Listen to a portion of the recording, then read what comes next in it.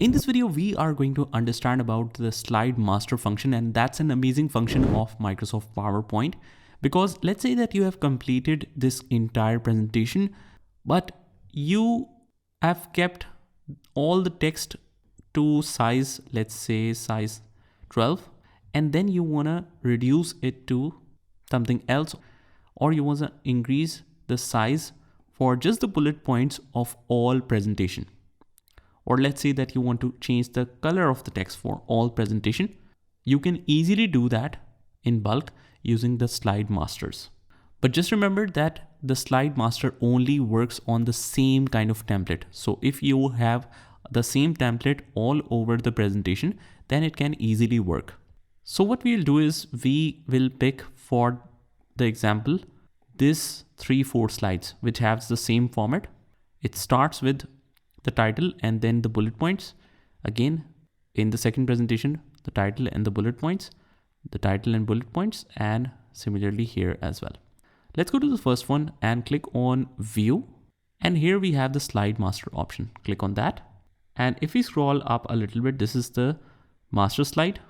This is the master title and all the bullet points.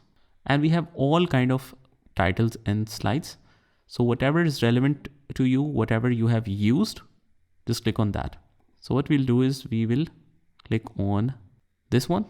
So for example, for this one, I want to change the size of it. Let's go to the home tab and make all the changes. Let's make this 40 and let's make this green just so that we can see if the changes are applied to all the slides or not. Now, as soon as I apply this, I can just click on the view and just close the slide master from here. Or you switch to the normal view. As soon as you click on it, you will notice that all the slides with the same layout will be changed how you defined it. But for the title presentation, it didn't change the color or didn't change the size. Why? Because it's a different slide type.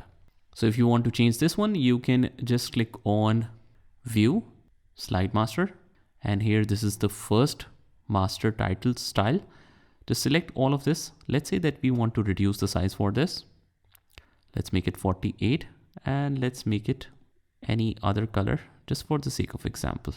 So let's make it orange. You want to see the changes, click on switch to normal view and here you go. Now let's apply it to a picture, or let's say that we want to insert a logo throughout all of our slides. Let me just choose one logo. We'll go to insert. We'll insert a picture. Click on this device. And from here, let's choose any logo. Let's suppose this one. We want to insert this. By the way, guys, if you want to make this transparent, we can go to the picture format and click on remove background. We want to discard all the changes first and click on it. Mark areas to keep. We will keep all of this area. So we will highlight all of this. So you have to click a couple of times with the marker and let's click on keep changes. And now it is transparent. Let's say that you want to use that in all of the slides. Let's place it like, let's say here. But if we check other slides, it will not be placed there. So this is not the right way if you want to put the logos on all of the slides. In fact, we will cut this.